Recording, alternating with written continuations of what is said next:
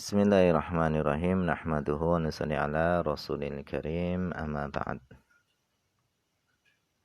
Insyaallah pada kesempatan ini kita akan melanjutkan kembali pembacaan kitab At-Tibyan fi Ulumil Quran yang telah ditulis oleh Syekh Ali As-Sabuni. Kita telah sampai kepada sanian yang kedua daripada hikmah diturunkannya Al-Quran secara bertahap.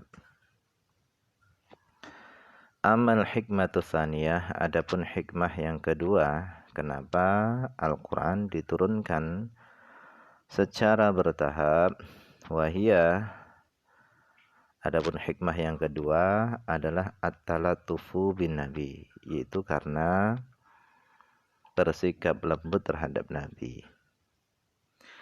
Inda nuzulil wahyi, ketika turunnya wahyu. Faqad kanat, hal itu bisababi rawatil Quran wa haibatihi, hal itu disebabkan karena kedahsyatan Al-Quran dan kehebatan Al-Quran. Kama qala ta'ala, sebagaimana Allah SWT telah berfirman, Inna sanulqi alaika qawlan tsaqila. Sesungguhnya kami akan menyampaikan kepadamu qawlan tsaqila, yaitu perkataan yang berat. Al-Quran ini adalah sesuatu yang berat.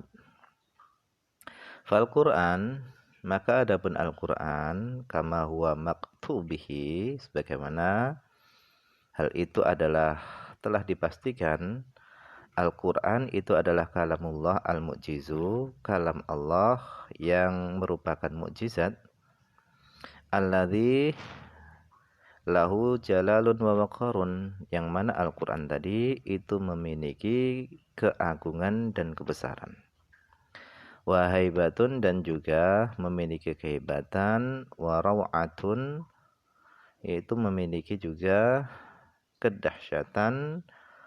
Wa huwa, adapun Al-Quran itu adalah Alkitab, kitab, alladzi yang lau nazala ala jabalin, seandainya turun kepada gunung, latafattata, niscaya gunung tadi akan menjadi hancur, berkeping-keping, wa tasadda'a, dan akan terbelah.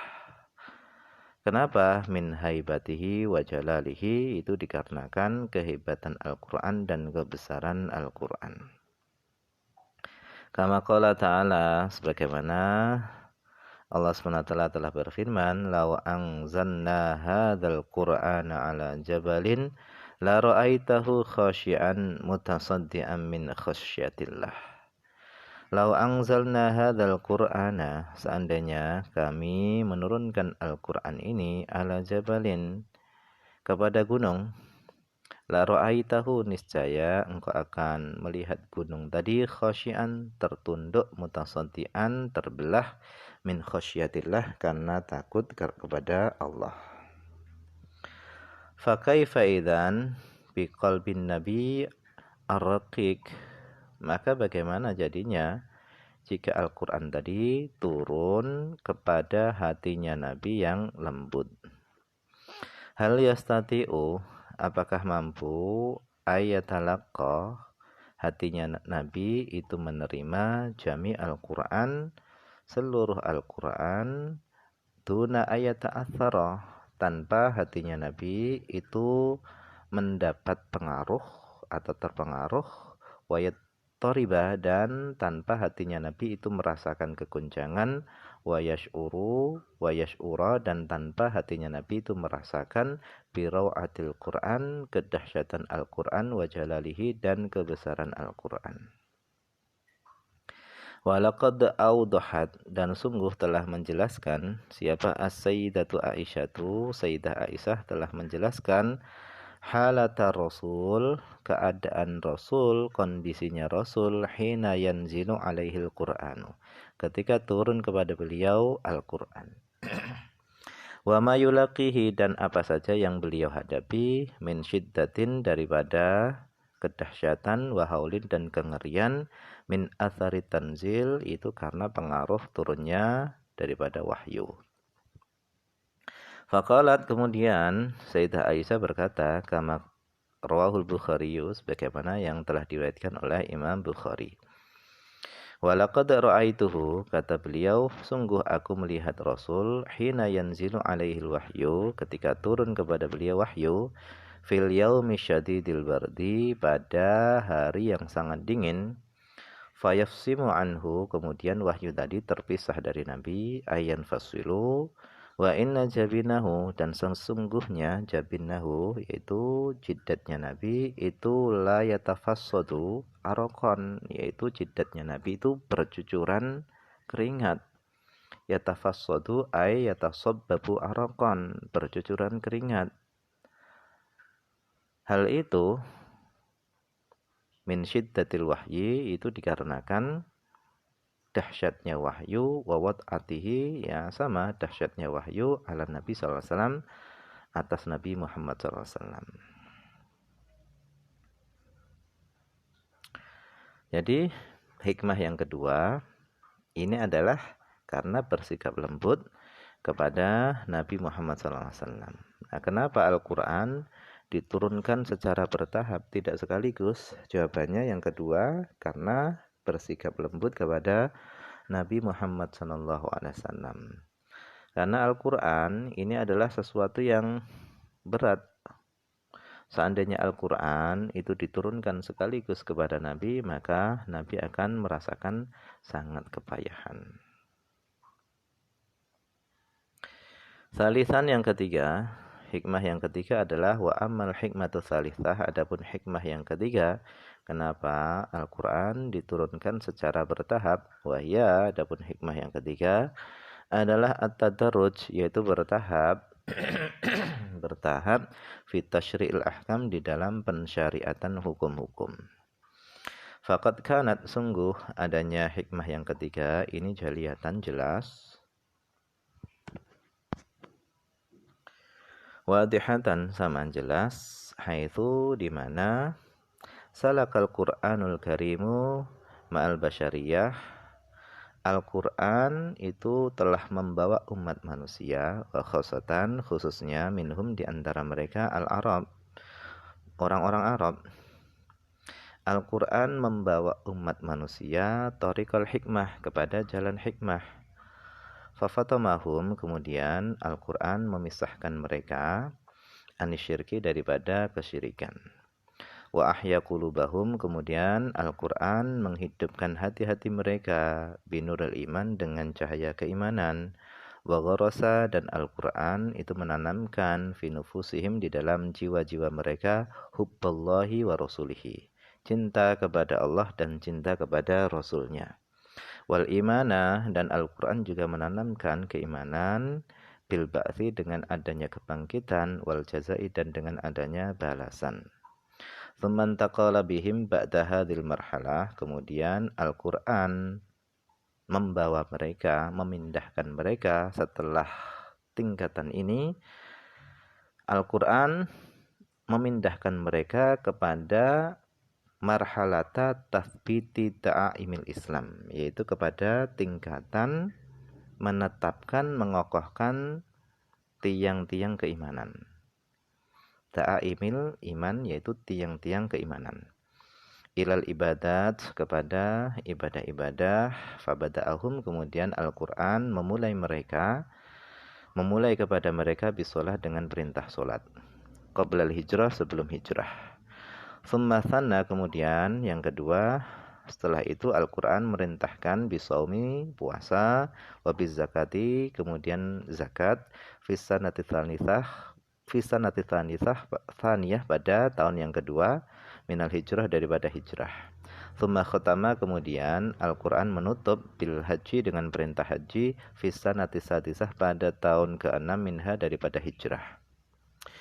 Wa kadzalika, begitu juga, fa'ala, Al-Quran telah melakukan fil adatil mutawarithah, yaitu pada kebiasaan-kebiasaan yang diwariskan. Zajarahum, Al-Quran melarang mereka, awalan, yang pertama, anil kabair, dari dosa-dosa besar.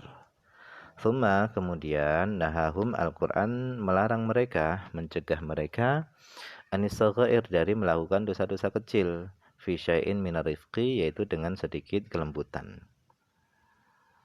Wa tadarraja bihim kemudian Al-Quran membuat tahapan kepada mereka fi tahrimi ma di dalam mengharamkan sesuatu karena yang ada sesuatu tadi itu mustaksilan yaitu sesuatu yang telah mengakar fi nufusihim pada diri-diri mereka.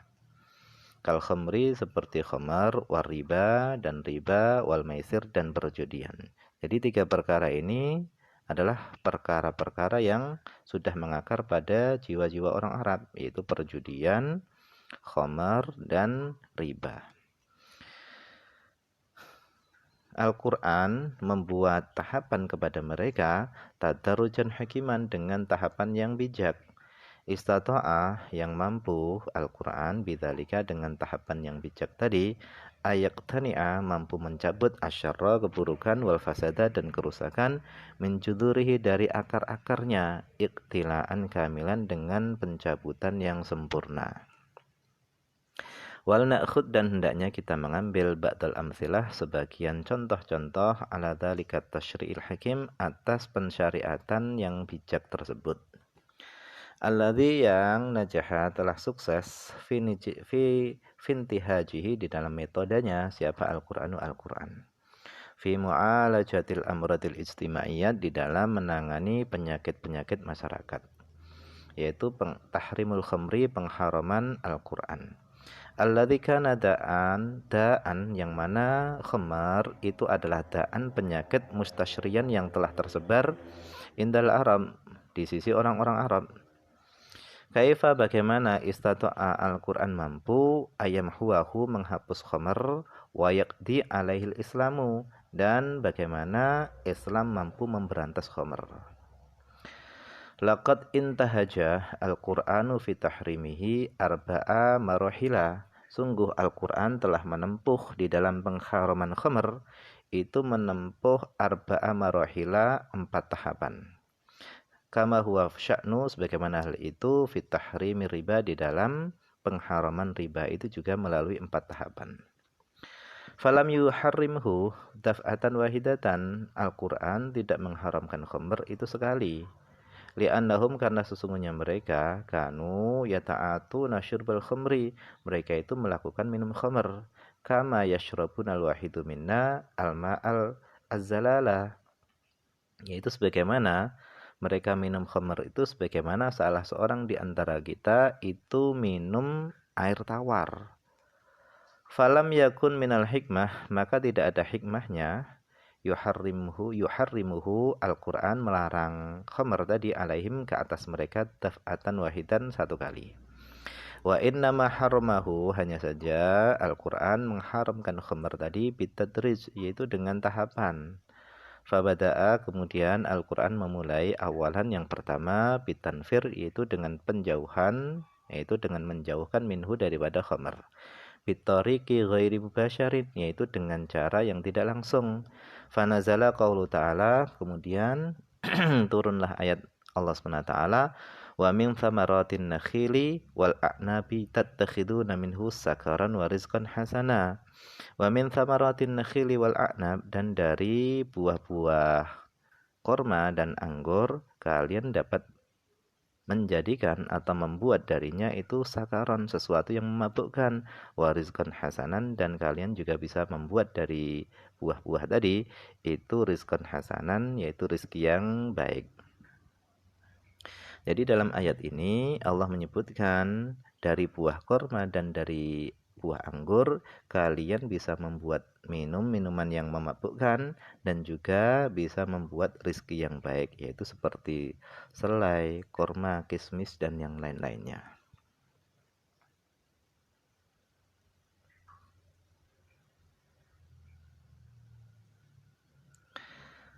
Faqad akhbara ta'ala sungguh Allah SWT telah mengkhabarkan annahu bahasanya qad an'ama 'alan nas sungguh Allah SWT telah menganugerahkan kepada manusia bihataini syajarata ini dengan 2 pohon ini. an-nakhil wal a'nab, yaitu korma dan anggur. Yastakhrijuna minhuma, yang mana mereka dapat mengeluarkan dari keduanya as-sakara, sesuatu yang memabukkan, yaitu al-khamru alladhi yuskir, yaitu khamr yang memabukkan. Warizqal hasana, dan mereka juga bisa mengeluarkan daripada buah keduanya tadi, anggur dan kurma tadi, arizqal hasana, rizki yang baik, alladzi yantafi'u minhu annasu, yang bisa mengambil manfaat darinya annasu, manusia, min makulin, daripada makanan, wa masyrubin, dan daripada minuman. Famadaha atsaniya, kemudian Allah menyanjung yang kedua, wa wasafahu, dan Allah mensifati yang kedua ini bi annahu rizqun hasanun, dengan bahasanya yang kedua ini adalah rizki yang baik. Wa akhbara anil awal, dan Allah mengkhabarkan daripada yang pertama bi annahu, bahasanya yang pertama itu adalah sakarun, sesuatu yang memabukkan, ay syai'un yuskiru, yaitu sesuatu yang memabukkan, wa yuzhibu bil aqlil insan, dan sesuatu yang menghilangkan akal manusia, wa bihadil mubayanati fil wasfi, dan dengan perbedaan di dalam pensifatan ini, yattadihu, menjadi jelas, likuli aqilin, bagi orang yang berakal, al-fariqul kabir, yaitu perbedaan yang besar, bainal amroinil al-madhkuraini, yaitu antara dua perkara yang telah disebutkan ini. Kemudian al-marhalatu tsaniyah, yaitu marhalah yang kedua, tahapan yang kedua di dalam pengharaman khamr.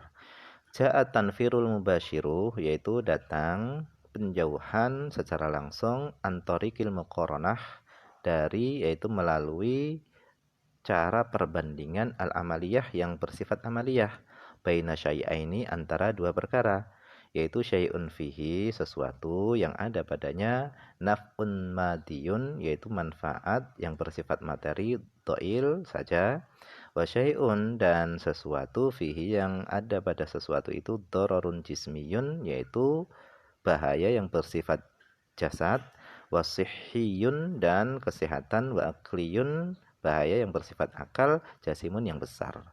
Wa fihi kadzalika, dan di dalamnya juga kadzalika, seperti itu juga, ada ziyadatun, ada tambahan,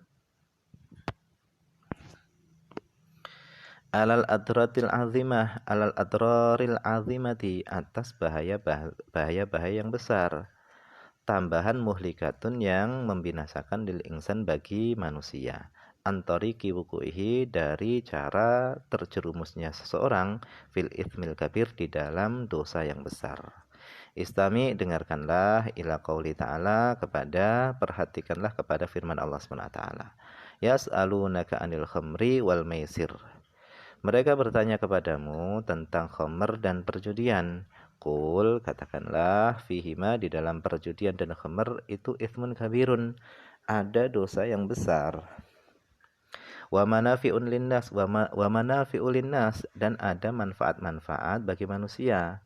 Di dalam khamr dan perjudian itu ada dosa besar dan ada manfaat-manfaat bagi manusia. Wa ithmuhuma, akan tapi dosa keduanya, dosa khamr dan perjudian itu akbaru, lebih besar, min naf'ihima, daripada manfaat keduanya. Wal muradu, dan yang dimaksud bil manafi huna, dengan manfaat-manfaat di sini, yang dimaksud adalah al manafiul madiyatu, manfaat-manfaat yang bersifat materi, allati kanu, yang mana mereka yastafidunaha, itu mengambil manfaat daripada khamr, min wara'i tijarah, dari balik perdagangan, wal bai'i, dan dari balik jual beli, lil khamri, jual beli khamr, haitsu, di mana yarbahuna minha, mereka memperoleh keuntungan, minha, daripada khamar, kama yarbahuna, mereka sebagaimana mereka memperoleh keuntungan, min wara'il maisir, dari balik maisir, perjudian. Wa qad jamal Qur'anu bainal khamri wal maisir fil ayatil karimah, dan sungguh Al-Qur'an telah mengumpulkan antara khamr dan maisir, perjudian, pada ayat yang mulia ini.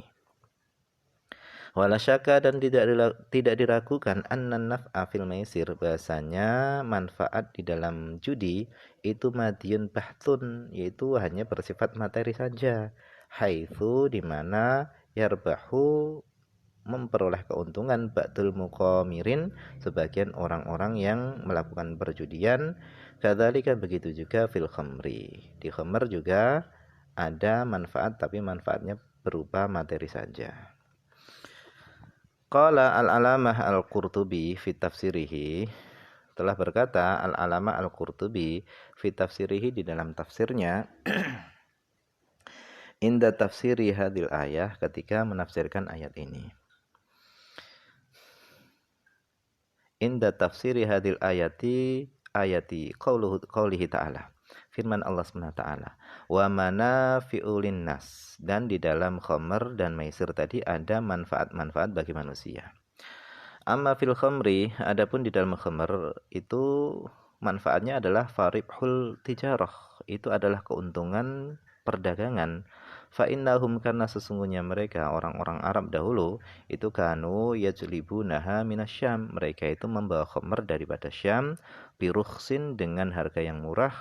Fayabi'unaha, kemudian mereka menjual khamr tadi fil Hijaz, di daerah Hijaz, biribhin, dengan memperoleh keuntungan.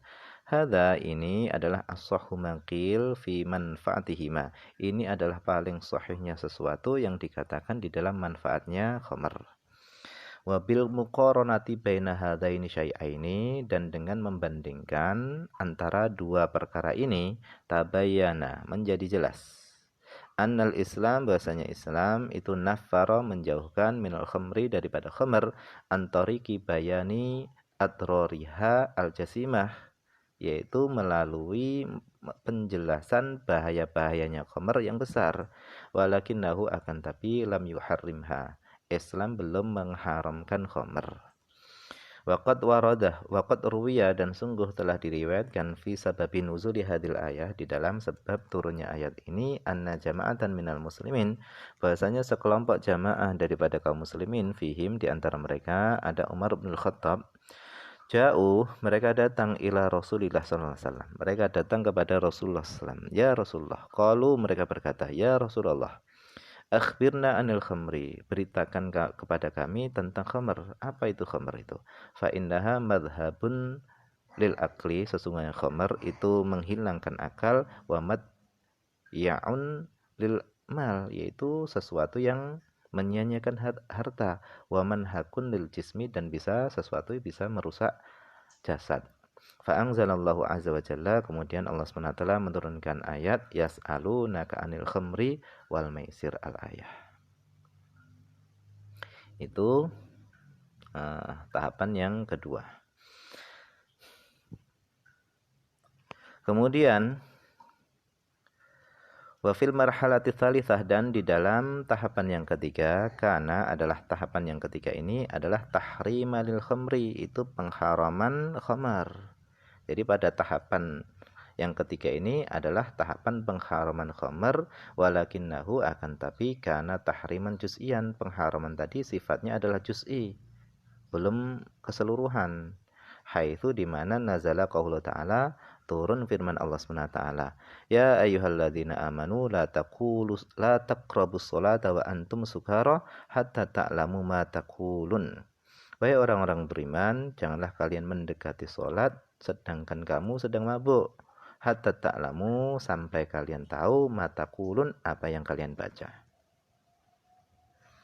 Faqad haramallahu alaihim al-khamra, sungguh Allah telah mengharamkan ke atas mereka al-khamra, khamr. Mengharamkannya tadi adalah waqta sholati faqat, hanya pada waktu sholat saja, yang lainnya tidak diharamkan.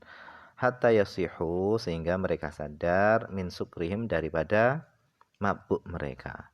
Fakanal muslimun, adalah kaum muslimin dulu itu yashrabunaha, mereka itu minum khamr lailan, pada malam hari, wa fi ghairi awqatis shalah, dan mereka juga minum khamr pada selain waktu-waktu salat. Wa qad ruwiya fi sababi nuzuli hadil ayah, sungguh telah diriwayatkan di dalam sebab turunnya ayat ini, anna Abdurrahman bin Auf, bahasanya Abdurrahman bin Auf itu suna'a walimatan, Abdurrahman bin Auf itu membuat satu walimah. Fada'a ilaiha ba'da sahabah, kemudian Abdurrahman bin Auf tadi mengundang untuk datang kepada walimahnya tadi ba'da sahabah, sebagian sahabat. Qala Ali bin Abi Thalib, Ali bin Abi Thalib berkata, fada'ana, kemudian Abdurrahman itu mengundang kami. Wasaqana khamra, dan Abdurrahman meminumi kami khamr. Fa akhadatil khamru minna, kemudian khamr tadi mempengaruhi kami. Wa hadaratis sholatu, dan datanglah waktu sholat. Faqaddamu li, kemudian mereka sahabat yang lainnya itu mengedepankan aku liusalliya bihim imaman, supaya aku sholat bersama mereka menjadi imam. Faqara'tu, kemudian aku membaca qul ya ayyuhal kafirun a'budu ma ta'budun wa nahnu na'budu ma abattum. Nah, bacaannya seperti itu. Kacau karena pengaruh daripada mabuk. Ila akhiri dzalika. Ai annahu, sesungguhnya Sayyidina Ali itu lisukrihi, karena mabuknya Ali, ghayara, Ali merubah fiha, di dalam ayat tadi. Fanazalat ayatul karimah, kemudian turunlah ayat ini. Ya ayyuhalladzina amanu la taqrabus shalah wa antum sukara hatta ta'lamu ma taqulun. Itu. Jadi tahapan yang ketiga ini sudah mulai mengharamkan khamr. Akan tetapi pengharamannya tadi masih bersifat juz'i, belum keseluruhan. Hanya yang diharamkan itu pada waktu sholat saja. Nah, pada tahapan yang keempat, ini baru pengharaman khamr tadi dilakukan secara total. Wallahu a'lam, ini saja yang bisa dibaca. Semoga ada manfaatnya.